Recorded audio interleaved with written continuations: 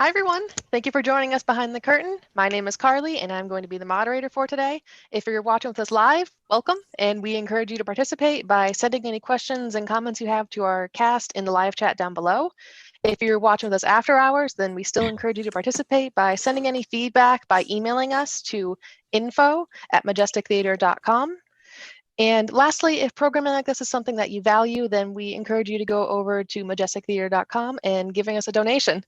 But without further ado, I would love to introduce our cast of You're a Good Man, Charlie Brown.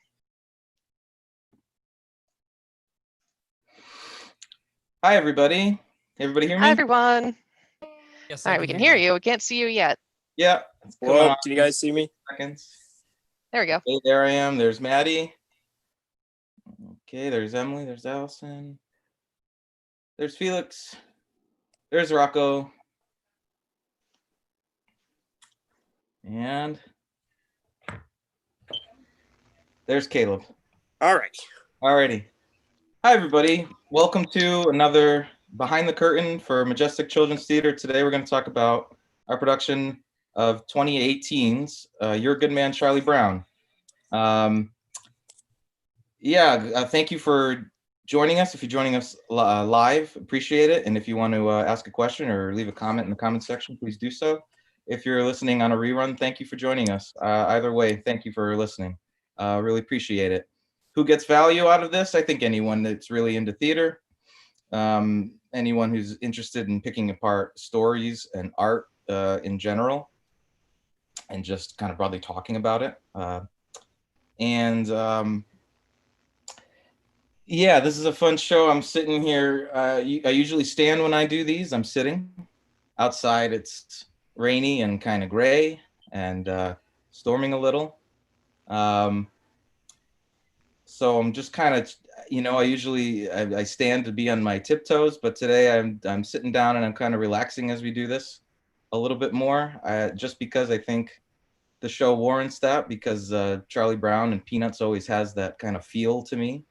It has just kind of that chill kind of vibe to it. I was listening to a lot of Vince Guaraldi and slower kind of jazz music today. But I love that feeling of Charlie Brown and the old cartoons. So anyway, I just thought I'd say that. Let's go around the room and let's introduce who you are and who you played in You're a Good Man, Charlie Brown. Starting as also and also what are you up to now? What are you doing? Are you in school, and what for? Are you doing theater or not? And I'll do it as I see it here, starting with Allison and Emily up in the corner. So go ahead, Allison. You're the furthest to the left on my screen, so you go. Hi, I'm Alison Weber. I played the Blanket and Woodstock. Right now, what am I doing? Oh, I'm an upcoming sophomore at Bard College at Simon's Rock, and I'm hopefully pursuing some sort of degree in tech theater. Technical theater, that's great. Thanks, Allison. Go ahead, Emily. Hi, my name is Emily Weber, and I played Lucy Van Pelt. And I am going to be a sophomore at Chicago College of Performing Arts for musical theater. Great, good for you. Go ahead, Maddie. Hi, I'm Maddie Hartling. I played Sally Brown and one of the Woodstock puppets in that one scene. I am a rising sophomore at the University of Rhode Island, where I major in pharmacy and I minor in Spanish biology and musical theater. Great. So you still got the musical theater in there. Just a little bit of it. That's great. Felix. Hi, my name is Felix Antwi-Mensa. I am a senior in high school, not anymore because high school's over. I'm going to be a freshman in college next year, University of Connecticut, where I plan to major in physiology and neurobio. For the show, I played Schroeder, the piano playing genius, and yeah, it was a great time. What I do now, in quarantine and having to stay at home, I kind of just play a lot of video games. I play some piano. Sometimes I'll go outside, play some basketball. Anything to keep me busy, read a little bit, which is new. So yeah, we're doing some stuff over here. Good for you. I'm trying to pick up books again and novels while this is going on. Yeah. I haven't read something in a long time. Go ahead, Rocco. Thanks, Felix. Go ahead, Rocco. I am Rocco. In the show, I play Snoopy. And right now, I'm just focusing on my own music. And I'm still doing theater. Today, my film From a Distance 2020 Corona Visions premiered online. It's part of the Lava Center. And later on, I will be in 9 to 5 at Majestic Theater. Right. How was your project received? How did it go? It went pretty well. I enjoyed it. It's a very serious film. It's very surreal. It's just about the pandemic, and I think what I have to say is it did its job of what it's supposed to do. It's very educational, enlightening. Okay. I can find this on like your Facebook page or something like that. Yes, I shared it on my Facebook page, and then it's Okay. on the Lava Center Facebook page, and I think it's on YouTube right now. Great, good for you. Thank I think I had seen it, so I'll try and check it out. Thanks, Rocco. Excellent, thanks. Caleb. Hello, everyone. I'm Caleb, and I just finished up my senior year of high school at Westfield State University. I played the best character ever, Linus Van Pelt, in this show. And right now, I'm working on a play I started writing back in the fall. There were 3 other ones sitting around, so I decided to work on those. Other than that, taking naps, taking names. Good for you. Send me, if you don't mind, send me your plays when you think they're finished and all good. Oh, to be honest, I don't know if our demographic is quite ready for that, but yeah, sure. Well, just for me, I'm just curious, Yeah. Too, I would also be interested in reading your plays. Cool. Thanks, guys. Yeah, absolutely. Okay, and ironically enough, the old blockhead might be coming in late. A storm is interrupting his internet service right now. So Joshua True, who played Charlie Brown, hopefully it'll kick up. He said maybe by 7:30 or so, hopefully sooner. So I hope Charlie Brown shows up. If you're a good man, Charlie Brown. How fitting, ladies. So guys, as you know, you've all done one of these with me. I just like to start with throwing it out to you. Hopefully you got a chance to watch it. Hopefully you maybe took some notes. Hopefully you have some questions for me or questions for each other. And we can talk about our production. We can talk about the concretes, right? The lights, the sounds, the music, the costume, the set, the props, whatever. The things that make up a show. Or we can talk about story stuff. We can talk about You're a Good Man, Charlie Brown itself, and we can talk about Peanuts and Snoopy and Charlie Brown and what they've been around forever, so everybody is familiar with some iteration of those cartoons one way or another, and what they mean to you and what you make of them. They're very unique, and I like that. I think I chose doing this one next because we started off with some classic literature, some 19th century literature that has found its way into the nursery room shelf. And then we did, let's see, Roald Dahl, which is kind of a world of his own. And we did, what am I missing? Something else that's kind of its own thing. And this is very much its own thing. It's a very unique cartoon. And I've always loved it. I love Snoopy and Charlie Brown growing up. I used to watch a lot of the cartoons, and I think a lot of us have. I think that's still a thing, right? So we can talk about that kind of thing, thematic things going on in Charlie Brown cartoons. So go ahead, guys, take it away. Anyone want to start with anything at all? If we talk about bloopers, I have no problem talking about bloopers. Just make sure we, when giving an anecdote, that you're nice and clear. The people that that we're talking to that are listening weren't there, so just make sure you give them some context and details so that they understand what's going on, so that we're not all just giggling about something that's an inside joke. You know what I mean? So I'm happy to talk about bloopers, but let's first get into production things and that sort of business. Let's do that. Does anybody got anything? Go ahead, feel free. Maddie. One of the first things I noticed when watching it back was the way we use the lighting for comedic effect. I thought that was really nice. It would cut off in the middle of a sentence or fade out with our voices, and I thought that really added something to the show right off the bat. Can you give an example or two? So the first one I noticed was when we have the vignettes in the beginning, the very beginning of the show, Yeah. and I had my opening about Charlie Brown is, he's all these negative qualities, and as my voice is trailing off, the lights also start to fade, and I thought that was really a nice touch on there. And then also how I forget exactly what scene it was, but I think it was Felix and Caleb, and they're staring at each other, and then Yeah. and then it waits a moment and then it goes black. I just thought that was so funny.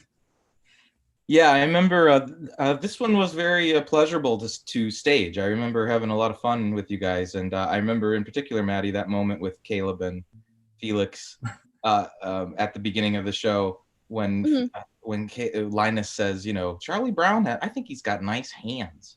And then I look at yeah, and I told Felix, like, give him an awkward look, like, what does that even mean, and then let the lights fade, I think the humor of Charlie Brown is, it's tough to get. I've watched a lot of YouTube productions of this show, and I think the humor is hard to capture.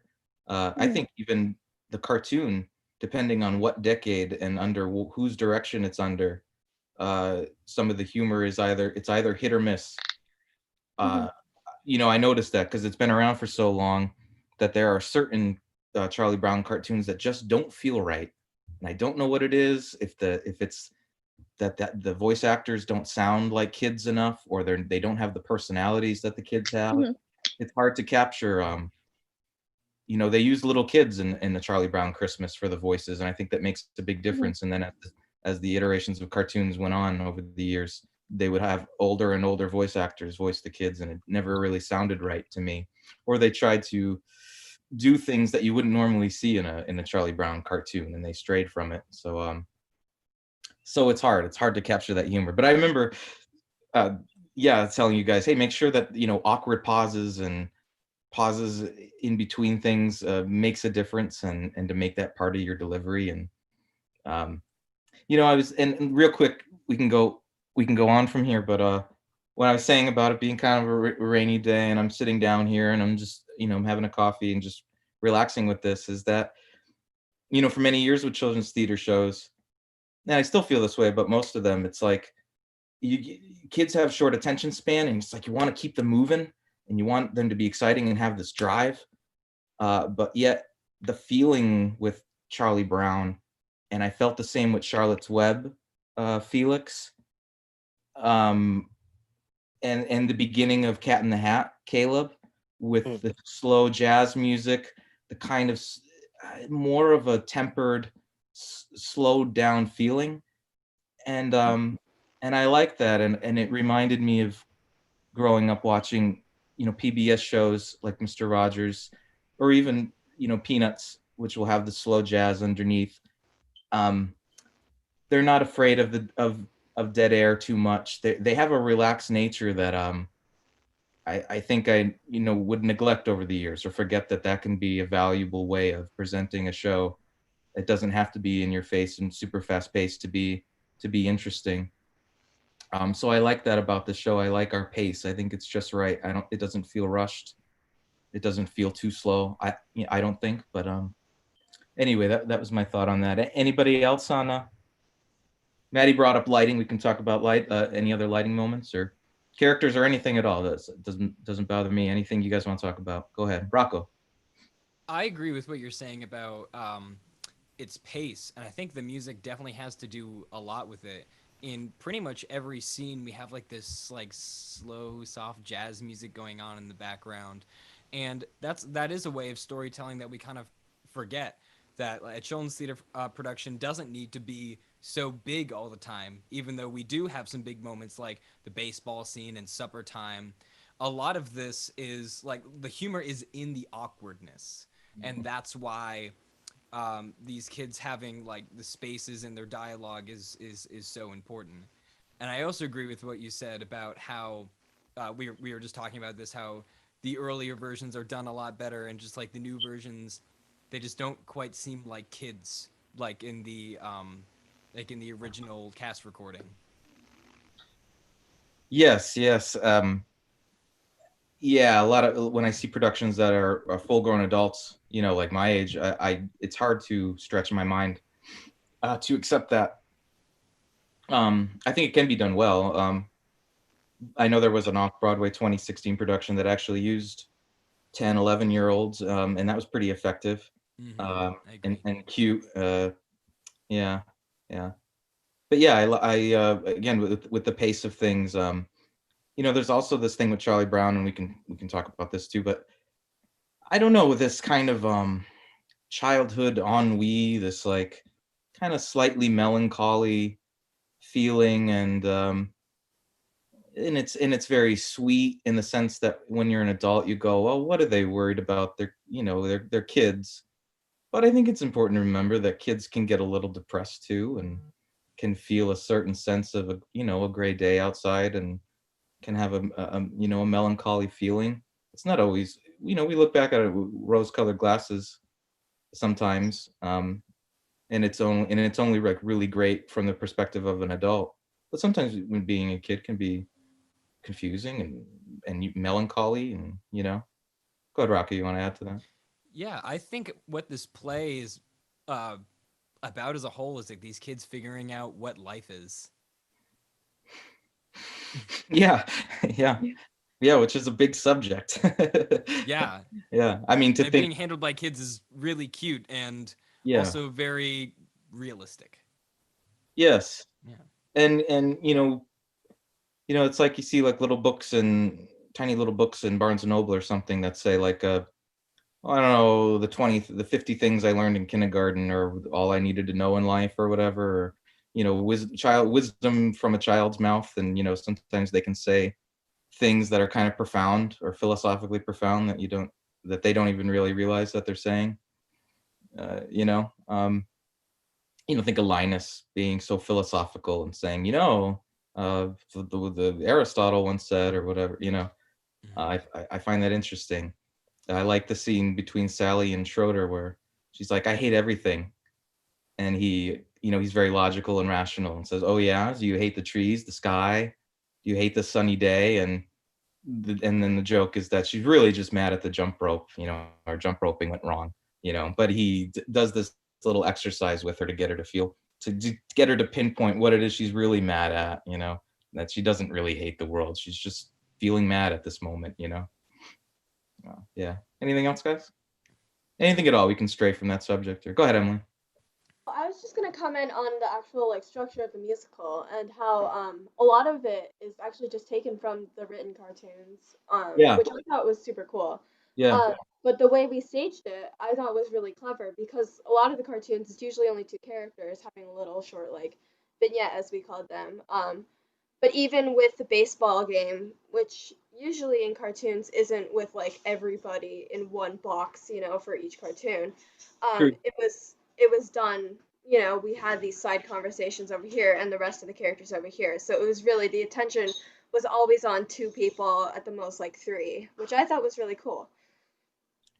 Yeah. I love the baseball scene. And you're right. In the cartoon, it would be like Lucy and Charlie Brown at the pitcher's mound, or whatever. But it's just written that way that they're all involved, and you kind of have to see that baseball game happen to a certain extent. You have to see the, I don't know, the pitcher's mound or the batting, home base and all that. Yeah. Anybody else? What's kind of cool too is kind of to go back to Maddie's lighting thing and what Emily kind of just talked about at the beginning. We had that setup where we had Charlie Brown in the front right, I think. I don't really remember. And then the rest of the cast back. And then you had us the lighting so that it was like we were silhouettes kind of doing actions and playing and stuff. So we were there and you could see that we were there, but the focus was on Charlie Brown. And I think that use of lighting and the way that you staged it too is actually really nice. I like that part a lot because we can still see the rest of the characters, having fun, ignoring Charlie Brown who's wailing about his life or whatever. But at the same time, Charlie Brown is the focus at that point. And then when we wanted to bring them in, we'd shine the light on them. They'd say what they have to say, and then the light would go back off, and they'd continue back to what they were doing, like nothing I thought that was pretty cool too. So Thanks, Felix. Yeah, I love using that backdrop and doing silhouettes things. I've done that a lot with children's theater shows, using that, that beautiful cyclorama and the lights on the floor. On the recording, you can kind of see the individual lights hitting the cyc. Live, it wasn't quite like that, but the video recording accentuates that, unfortunately. But that worked well in the sense that often in the cartoon, and this is probably just a way to save money on animation or save time on animation, that the background would be just a solid color. There wasn't always like a physical background of a kitchen or a house or a yard. Sometimes it was just a solid blue or solid purple. There we go. So that worked well. Yeah, kind of looked like the cartoon a little bit in that sense. Also, and you can see here with the kind of silhouettes, and they come out. The characters come out after that little prologue of the vignettes for the first time, kind of in silhouette. We end in silhouette, and I think part of what that does to the person's, you might not notice it, but your brain does, kind of thing, is that it helps us accept you guys, the actors, as these iconic characters, which I think can be hard for particularly kids to accept, someone being, the person in the cartoon, to accept that Joshua is Charlie Brown, even though he doesn't look exactly like the cartoon, nor does he need to, but it helps us accept that these are who they are. If that makes sense. I think that it has that effect. Would you say? Yeah. Anybody else? so yeah. Yeah. Josh! Hello. Hooray. Sorry about that. Speaking of Charlie Brown, thanks for joining us. What He's a poor here. time, hard rain and such, right? Oh man. You blockhead. Thanks for joining us, Josh. Hey, Josh, introduce yourself to everybody. I'm Joshua True. I played Charlie Brown in You're a Good Man, Charlie Brown, and I talk about like college and stuff. I'm going to be a rising sophomore at Dean College for musical theater. And currently, to keep myself busy, it's just a lot of busy work here and there, and just trying to keep up with musicals and Broadway. And I'm singing every day, whether it's in the car or in the shower or wherever it is. So just trying to keep up, but taking the summer easy. Good for you. Well, thanks, Josh. I'm glad you got to join us. I'm glad too. I was unsure for a minute there. Cool. Anybody else on anything at all? Yeah, Alison. Anything at all? Go ahead, Alison. Okay.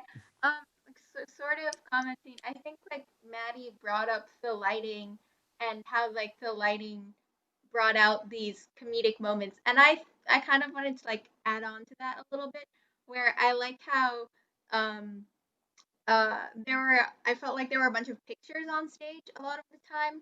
So a lot of the time the scene would end and like the people would freeze or something, and the lighting would like slowly come down and you would see like a picture, and it reminded me of like, oh, like this would be like how it would be in the cartoon or whatever. So I just like really loved seeing all of those pictures.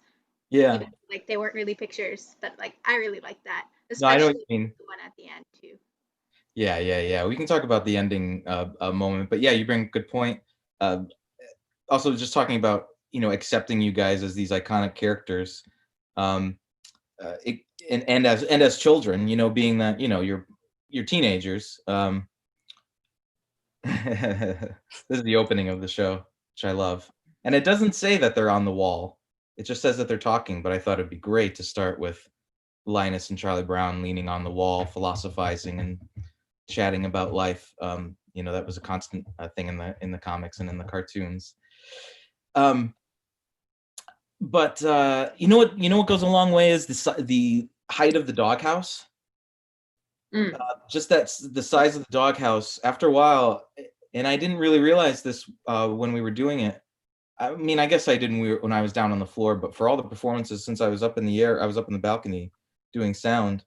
I didn't quite see this, but watching it again and seeing it head on, because the doghouse is so high up, it really does make you guys look like, after a while, I accept you guys kind of as like children. Mm-hmm.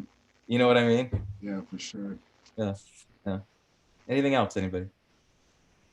I really like how the set is so minimal, And I think that's also like one of the reasons why this play is so like universal. Like so many people do it. I feel like that's also the key to a good play. It's making it very accessible.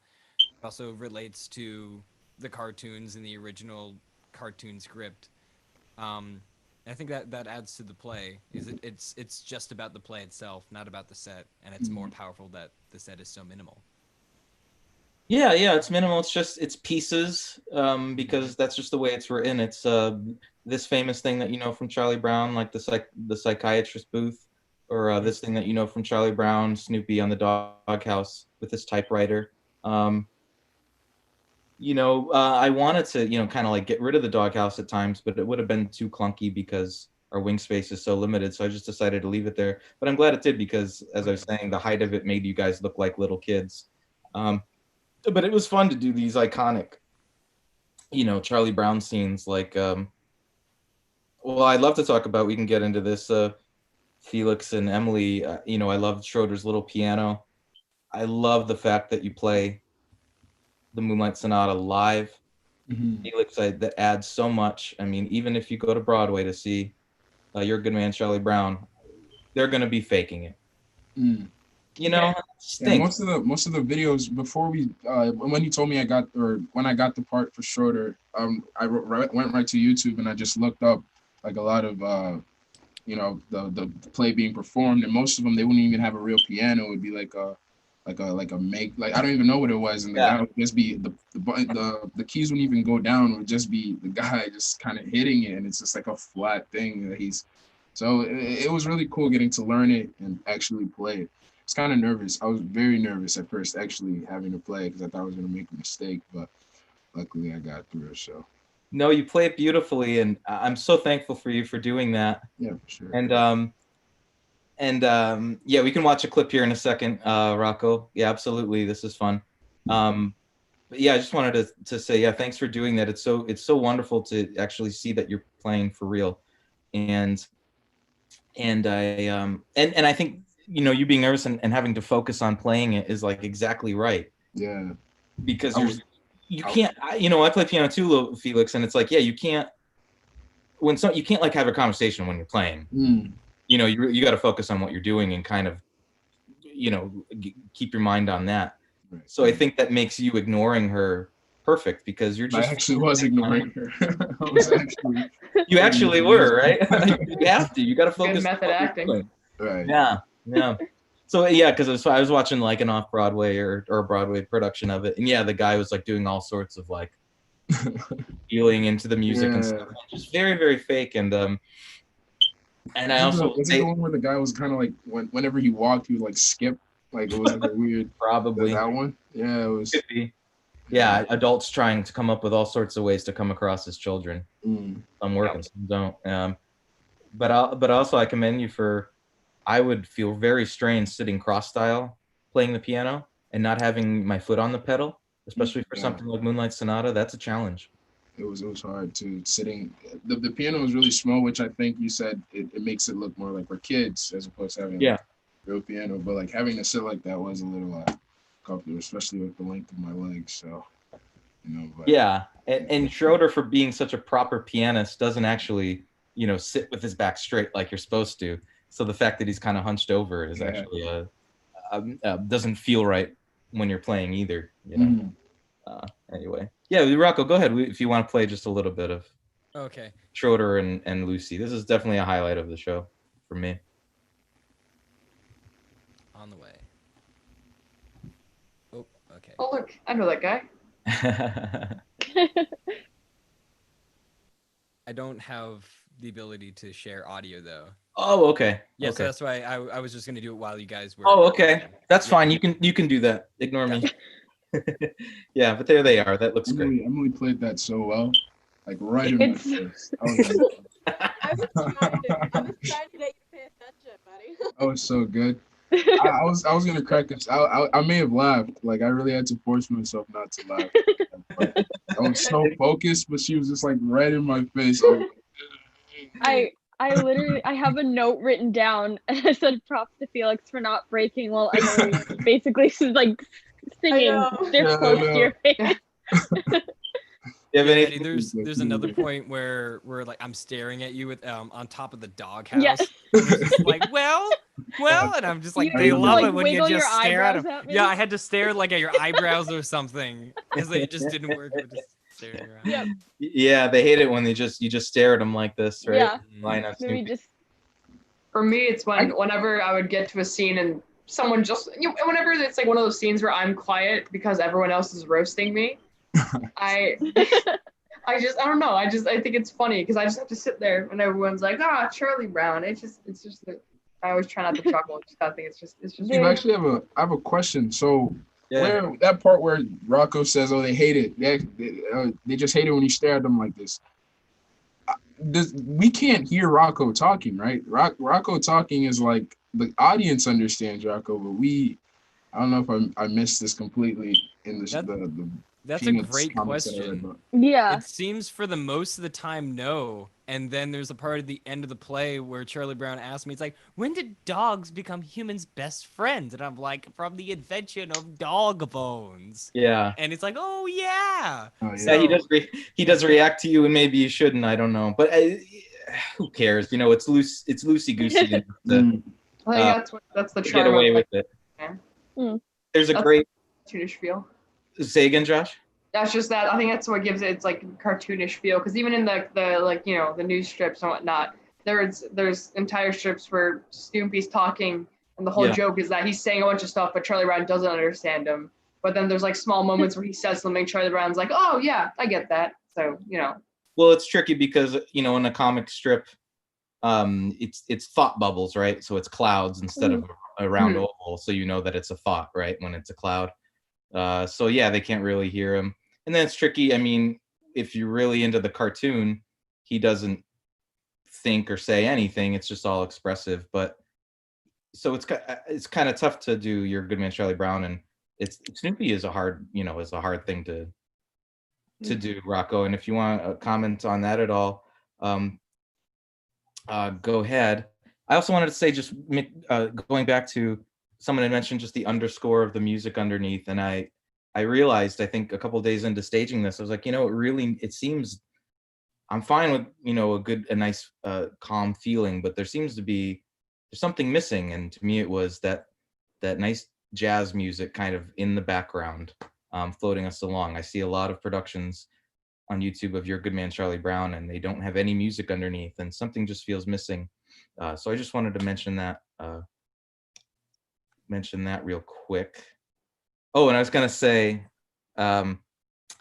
there's a great early on when Family Guy first came out, like a season or two into it, the episode ended with like it was in the distant future, and it ends with like a classroom of people on a spaceship, and they're like, and that's how that got started way back in 2002 or something. And goes, any questions? And someone raises their hand and goes, so can they hear the baby, or what's the deal? And then the episode just ends. So it's the same, it's similar with Snoopy. It's like, can they hear him or not? It doesn't. Who cares? It's a cartoon. Yeah. I think I like the energy that Rocco brought to Snoopy too. Yes. It's like yeah. the Red Baron scene. That the way you were able to narrate that whole like story while acting it. You just bled your heart into that, Rocco. It was, Thanks. I was able to imagine what you were saying, even though you were just on a doghouse with your fake rocket ship or plane or whatever. It was amazing. It was actually great. Yeah. And the energy was the same. Yes. Like you never lost that energy. Every show you had like that high energy. Like 3 show days, even at the night show, you were on your A game. It was awesome. I love that. Thank you so much. Snoopy was one of my favorite characters to play because, like I said last time I did one of these calls, I just get such a kick out of like playing characters that have unlimited energy. And even though like at some parts he does, in this clip right here, I love messing around with imaginary objects on stage. And what I did for this, I just imagined every single thing I was doing. I was holding every single object in my head, and then I was just trying to be as entertaining as big as possible. And then of course for supper time, the absolute legend of supper time. I love that. I really appreciate you guys enjoyed my energy. Yeah, and speaking of the Snoopy on his airplane, the Sopwith Camel and the Red Baron and all that stuff. That's a case of where in my head I really wanted to do maybe projections of World War One, airplane dogfights going on and stuff like that. It would have been nice to somehow raise the tilt the doghouse as if he was going up and things like that, or would have liked like a smoke machine behind it. So how in the cartoon sometimes it starts sputtering out and the smoke is coming out the end, or even projecting the bullets hitting the side of the doghouse, which would often happen. Yeah. But as I like to point out every time we do this, we have a week of rehearsal, so you got to let things go sometimes. But it didn't need it at the end of the day. Go ahead, Maddie. Oh yeah, remember when we did a whole full-length show in a week? Yeah, awesome. Go ahead, Maddie. Speaking of, putting the show together in a week, I remember one thing that I think you really wanted to do and we all really wanted to do, and it did make it into the show, was going from Halloween to Easter and then opening number. And that took a lot of fine tuning because it had to be very quick. And I'm so happy it stayed in because I think it's so funny, Charlie Brown pulling the rock out of the egg and everything. But I think we have so little time that whenever we, want to do something that does take such like exactness, I guess, in the show, that was done in one day, that whole opening number, which I think it staged really well. Thanks, Maddie. Yeah, it was fun to stage that song. They don't really give you a whole lot on the page. They just kind of give you the song. There's something about Charlie Brown getting a bus, which I ended up not even using because it was too there wasn't enough space to use the bus. So yeah, you have to fill up what's going on.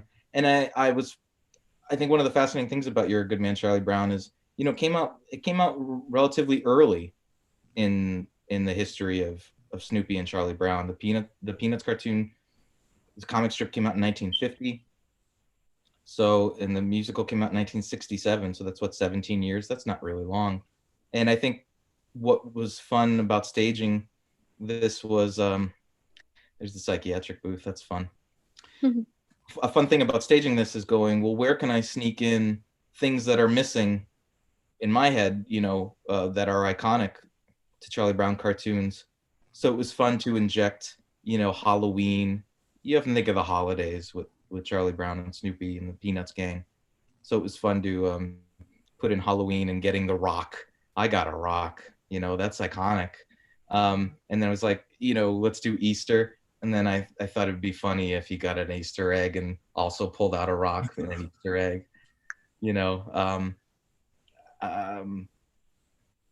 kicking the foot, missing the football, that isn't in the play. So it was fun to sneak it in there. Yeah. There it is. I got a rock. So yeah, it's fun to sneak in things that are kind of, missing from the play that we all know that are iconic things. I've seen productions that try and add in like Marcy and Peppermint Patty and Franklin and characters I think that kind of came later, came in the 70s, before, after this musical came out. But then they're on stage with nothing to do, which is unfortunate. So it'd be nice to see an update where they include some of the other characters.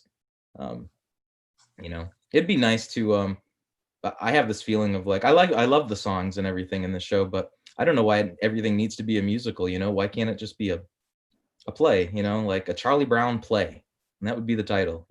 Something like that would be really cool. Yeah. Anybody on anything else at all? We can totally change the subject. Or actually, going off of that, talking about the other Peanuts characters, Anne-Marie is here with us today. So hi, Anne-Marie. And she asks, does anyone have a favorite Peanuts character, even if it's not one that's in the show? And maybe adding on to that, is there another Peanuts character you would like to see incorporated into the show, actually with lines in a scene? Good, Maddie. Oh, yeah. Good, Maddie. For me, Marcy and Peppermint Patty are probably my top two. Yeah. I think they're hilarious. I would love to see how they could be incorporated into the show. I love kind of the dry humor that they have. So those would be my two that I'd love to see in it, possibly in the future. Yes, I agree. I really liked Peppermint Patty and Marcy growing up. I love how Marcy calls Peppermint Patty sir. Yep. I love the interactions of Peppermint Patty and Charlie Brown in school when she would whisper, "Hey, Chuck," you know. Yeah.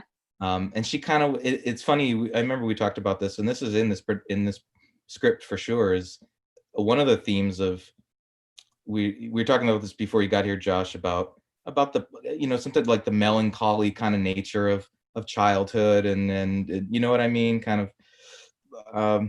Yeah, I don't know how else to put that, but and part of that is like unrequited love.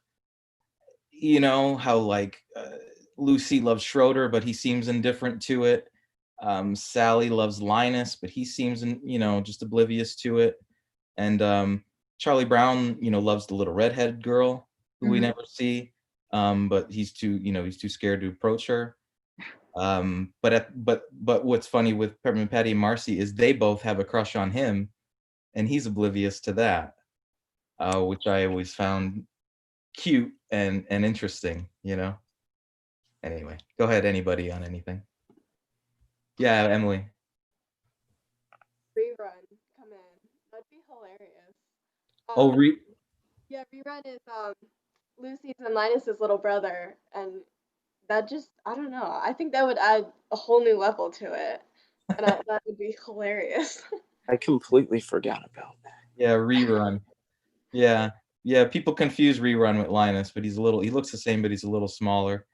And Lucy calls him Rerun because she's upset that she's getting just another little brother. She's like, I already went through this. This is like a rerun. Yeah. Anybody on anything else at all? Josh, you were going to say something earlier? Oh, I was gonna say the characters I wanted to see, but it was the same characters as Maddie. Marcy and Pepper Patty. They just would be so funny. They would be so funny to put in there. I just think I like their humor and whatnot that they bring in. So, Caleb, were you gonna say something? Yeah, a few things. But in terms of the character question, I would like to see in a production of this show with Franklin, if anyone remembers Franklin. Yeah. Frank. Yeah, there was this one comic, I forgot what year it was from, but it was Charlie Brown and Franklin. They were making sandcastles, and they were talking about their fathers being over in Vietnam or something like that. But yeah. Oh, geez. Yeah. Oh. Yeah. That's absolutely that would be nice. Yeah. That was certainly he was making a statement at that time. Mm-hmm. He was like, and I think he faced some pressure of, how dare you do that? And he was like, no, I'm doing it. And I think we often see that the introduction of him, the cartoon, and he comes up and shakes, I don't know, Linus or Charlie Brown's hand. And says, "Hi, I'm Franklin," and they say, "Pleased to meet you, Franklin. Nice to meet you." Yeah. Like the classrooms. I forgot what song it was called, or what the name of the song was. It was the part where I was like, he reminded me of Robin Hood. It's such a good song. Book report. Yes, book report. Oh my gosh, I love that. Performing it, learning it was tough. I remember I was like, how am I going to say all these words so fast, one after the other, in a way that they can still hear what I'm saying? It was so tough, but it was so fun to perform. So much fun. And I like how at the end it was like we all had different parts, and those parts were able. They sounded good together, but we were all saying different things, and it was really telling of like we were trying to write a book report, but we didn't want to write this book report, so we're all just saying whatever to get the amount of words that I think we really put that through, like what we were trying to do. And it also kind of shows that everyone's really in their mind too, because if everyone's saying a different thing at the same time, it's kind of reminiscent of thought bubbles going off. Like, what am I gonna do for the report? This and that and the other thing. So I that was my favorite when we all split off into our own parts. I absolutely loved that part of the song. Loved it. Yeah, it was such a good song. Yeah, I really, really liked that part too, the book report, which starts Act 2. And I remember I wanted to, before we had staged it and everything, I wanted to cut the song from the show because we cut more than one song just to cut down on time, and it still ran a little bit long for our children's theater. But Elizabeth convinced me to do it. She's like, it's going to be really funny. Please do it. And I'm glad she did, because it ended up being quite funny. And I think everybody can relate to each one of your approaches to writing an essay. Everyone has felt like Lucy, where it's just like filling up words just to get to a certain word count. Everyone, I think, has felt hopefully everyone has had a moment of feeling like Linus where it comes out easy and you're like, thank God. And maybe his only fault is that he writes too much, which can be a real thing, or he's, I don't know, too intellectual or something. But and then what's the other? Felix. I was basically same thing like Lucy's, but I was trying to make it less obvious. Whereas Lucy was just kind of. Well, I like you go, and this is so true of like, writing an essay or doing homework, where it's like, it was about no, and this no, and then like Eureka, it Right, reminded me of Robin Hood, and then you're on a roll from there. Yeah. And then of course everyone can relate, I think, the most to Charlie Brown and just feeling, oh, Yes, that what am I gonna do? what am I gonna do? And I'm procrastinating and I'm under pressure and yeah, you're feeling a blank. Yeah, everyone can relate to that. Any other moments of the show, guys, that you like or anything at all? Maddie and then Rocco. For me, this was probably for children's theater, I think the most difficult music wise, because we usually do junior versions or shows that kids usually perform also. But this one, doing a full length show from Broadway, we had more complicated harmonies and everything. But it was by far the most fun I think I've ever had in a music rehearsal, because it was complex, but that made it more fun. And it's just, I love the music in this show and everything about it. Yeah. So it was so much fun.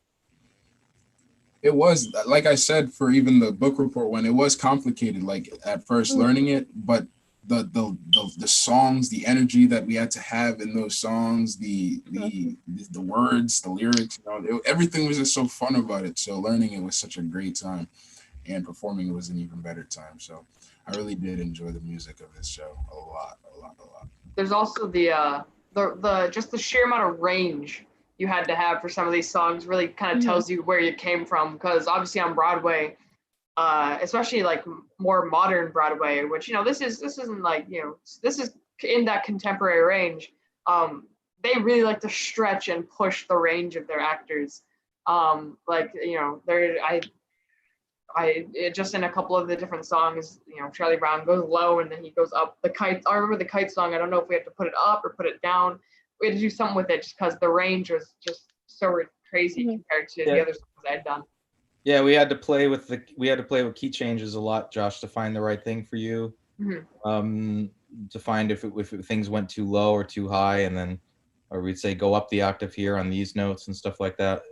It was tough to figure out, because you guys are the age you are, and it's written for, I guess, adults, but everyone's voice is changing and things like that. Similar to Beethoven Day too, I remember there was a part where I couldn't hit at times too. I think I like Beethoven Day too for another reason, is that it didn't take this, maybe I'm wrong, but it had like a different style, like the music, it had like as someone who goes to church, it was like a gospel, like it had that feel to it, and I really like that, as opposed to like I don't know, any of the other music where it was more like, I don't even know what type of music, but this one was just different. It was like gospel. It was like yeah. I don't know. I really like that a lot. I like performing Beethoven Day for sure too. Yeah, that's a fun song. I think that's one that was added in one of the revivals. So maybe that's why it has more of that contemporary energy to it. Yeah, Beethoven Day is a lot of fun. Anybody else? Go ahead, Rocco. Sorry, I can't see everybody. There we go. Oh yeah.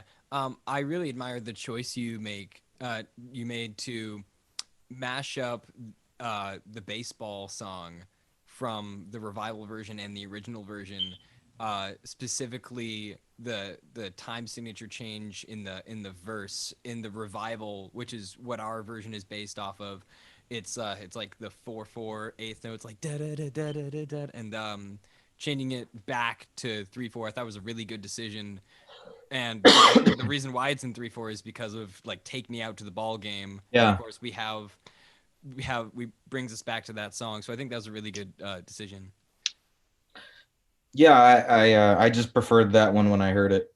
I think it was the one I heard first, and then when I heard the original, I was like, it doesn't sound right at all to me. So I think some of the changes made in some of the revivals, I think, were the right changes to make.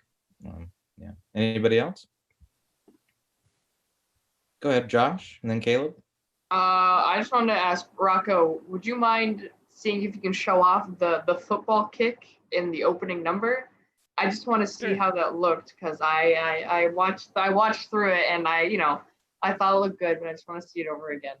I just thought it was funny because we were on, it was a little bit ago, but we were on the topic of bringing in the classic stuff, like the wall and the typewriter on the, and so that's obviously a classic image of the ball being pulled out from under Charlie Brown's foot. So I actually thought it'd be cool to go watch it real quick.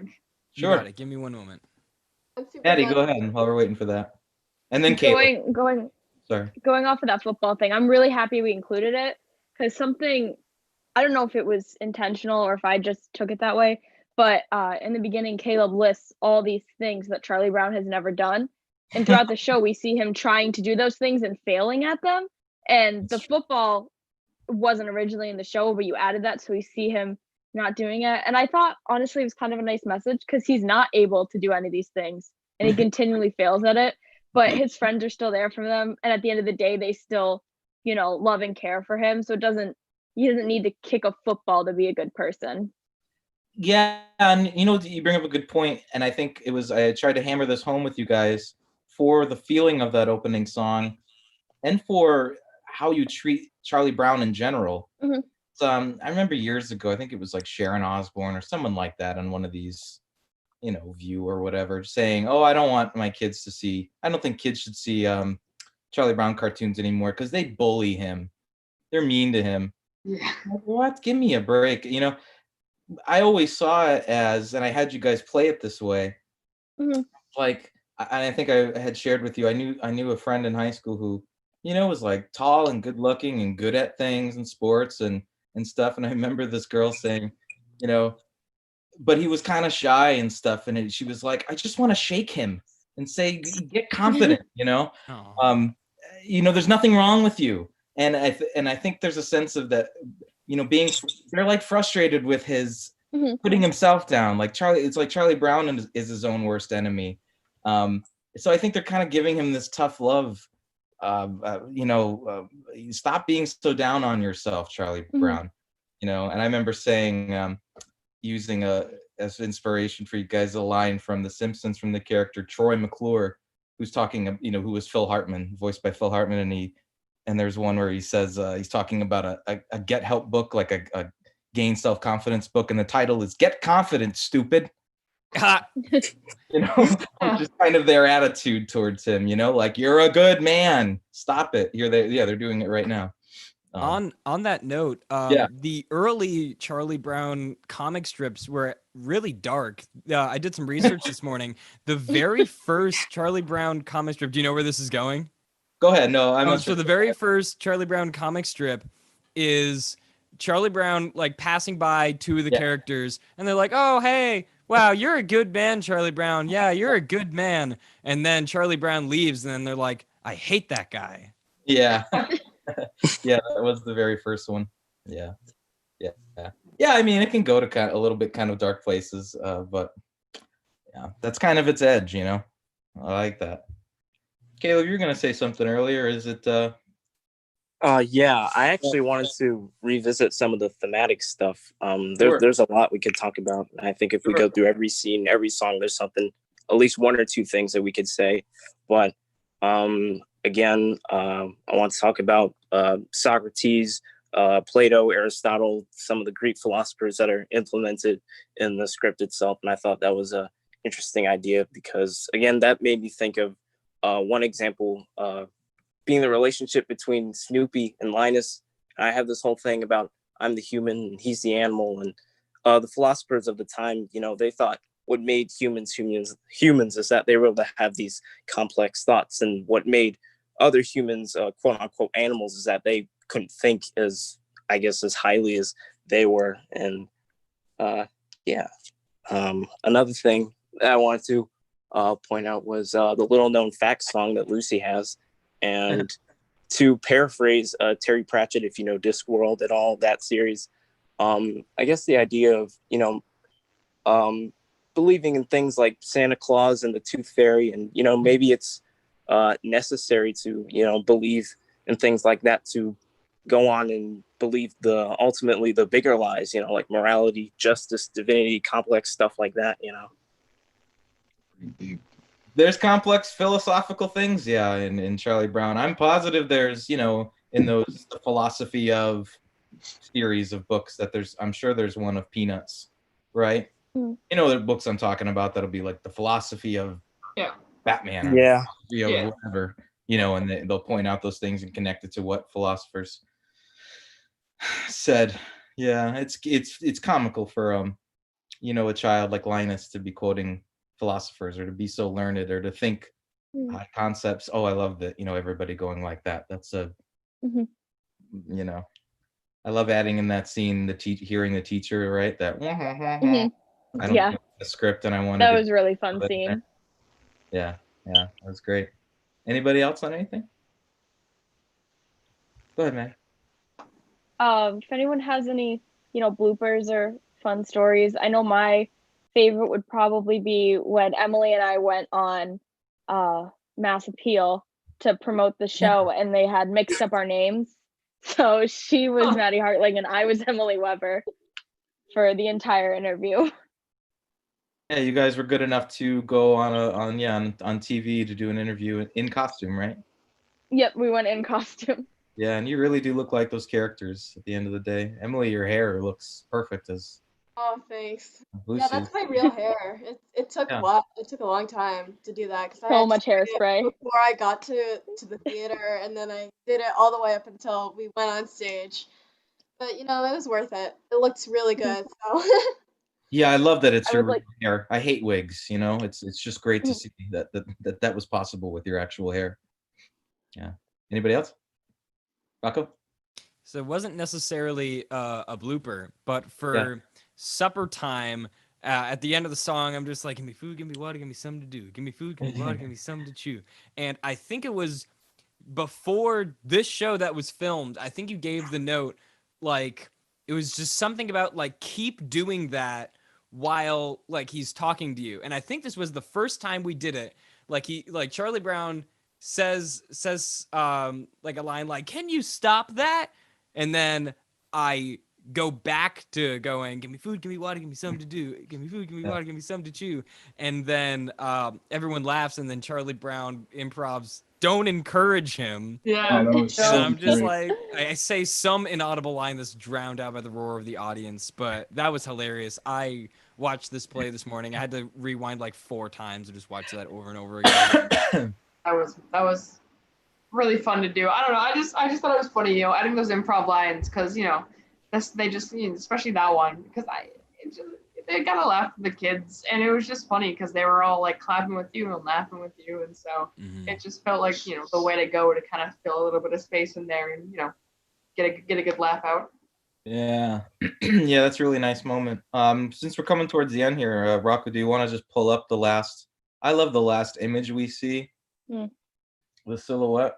I love Schroeder holding Lucy's hand. I love Maddie and Sally and Linus leaning their heads on each other, and I love Lucy putting her arm around Charlie Brown. It's very sweet. And then Woodstock popping up once again, to be with Snoopy on top of the doghouse. Happiness is a really great song, and it really wraps up the show beautifully. Our hug. Yeah, I listened to that song just like it's just like on one of my playlists. I listen to it like I would any other song, like regardless that it's in like a kid's musical. Sure. Yeah. And here's the silhouette of the characters. So, I mean, that's the characters if I ever saw them, Yeah. And then that's it. That's such a nice moment. Yeah. Yeah, it's a beautiful ending. So. So unless there's any Carly, if there's any questions in the chat or anything like that, or any final thoughts, guys, otherwise we can wrap it up. Not really anything from the chat, but I actually have a favorite photo that you sent me for today. Sure. Do you want to take a moment to talk about this scene? Yeah, we can talk. We can look at a couple photos. I don't care if we go over time. Whatever. Oh yeah. The blanket scene. My goodness. Yeah. I neglected to talk about Alison in the blanket. Yeah. How was that, Alison? I mean, go ahead. That was actually for me That was Oh. really difficult. Just Hold on one because, second, Allison. Rocco, go ahead and pull up the scene while she's talking, if you don't mind. Yes. Thank you, sir. Go ahead, dear. for me, that was just really difficult because I had initially learned the dance without the costume. So I was very comfortable doing that, but I couldn't actually see at all in the costume. So I think, like putting it on, moving around backstage, I think two people were helping me move backstage to get on stage. And when I was on stage, I really had to rely on Caleb. And thank God he never like pushed me into a wall or he never let me like walk off stage. I was really so nervous, but thankfully he guided me. So Yeah, that must be kind of scary to not necessarily see, huh? yeah, What's going but on? thankfully, during like all of the bits where I was moving, Caleb would like guide me. So I was really That was the only seeing thing I was thinking. Just please don't fall off the stage. Uh-huh. Yeah. I think you're holding a cane in one hand, right? That's yeah, what I am. like it's so tall. Yeah, but look at that. Emily, how fun. also congratulations for choreographing this. And teaching us. Yeah, that was a Yeah, challenge. 'cause This was like the none of most us- I had danced at this point. None of us but Allison tapped. Or Allison and Emily. I think you were the only two tappers in the cast, Yeah. and Emily choreographed this and taught all of us this entire thing. I am not a good dancer, so this was fun to do though. It was. It definitely took a lot of work. And Go thank ahead. you for helping me choreograph supper time as well. That was a blast, of course. Yeah, that was fun to work on with you. Mhm. Honestly, it didn't matter that you guys were dancers though, because this is your children, you know. No, nothing Yeah. has to be like professional Broadway quality. And actually, I was trying not to be good at dancing at this point. Not that I'm good at dancing, but like, you know, Lucy's not a trained dancer, so I had to, you know, take away all that properness of dance that is there and, you know, make it more playful. Which hopefully it achieved. And Oh yeah. Yeah, for sure. Yeah, that dance is fantastic, Emily, and it was really nice to. I think I didn't really have any thoughts on it one way or the other, and it was a really beautiful thing to just delegate that to you and say, "Come up with some choreography. It's all yours." And to be able to trust you with that is a beautiful thing, and to not, one less thing that I don't have to worry about, and I think it came out beautiful. well, thank you. Thank you. Yeah, nice work. Yeah. Anybody else? These are down to the wire. This is like, one more minute and then we're done. If at all, if there's anything, go ahead. Now's the time. I want to say something. Yeah. Okay, yeah, one last thing I want to say. I just want to say thank you to all of you guys. This was my first summer at the Majestic, first time doing any community theater, and all of you made it such a wonderful, fun experience for me. And yeah, I just want to say thank you. Welcome, Caleb. Aw. It was a great time. Thanks, Caleb. You're a great guy. You're a great actor. I know this was a great show. Thank you guys. It was really fun. Yeah. Thanks. That's very sweet, Caleb. That's a nice note to end on. I'm really glad that you felt that way coming in, especially, let's see, Rocco and Josh have known each other for a while, several years, and then Emily had a couple years, Felix had a couple years, so it can be tough to just come in with new people. I can understand that. So I'm glad it was welcoming for you, and what a find. Thanks, Caleb. What a find. Really talented. I'm looking forward to when we get around to Mulan and talking about Mushu. Selling at that puppet and that character. That was a martial art in itself. But we'll get there. As far as what's next, my gut tells me to go back maybe a little further and maybe do Treasure Island. Uh-huh. So hopefully we can do that. I'm not sure if Kaylee Love still has a conflict with church. Maybe we can change the time, but I will keep you guys updated. And beyond that, we'll get around to Mulan. We'll get around to Charlotte's Web. We'll just keep jumping around. So Cool. Sounds awesome. I enjoy doing this, guys. I hope you do too. It's nice to have a little something to work on.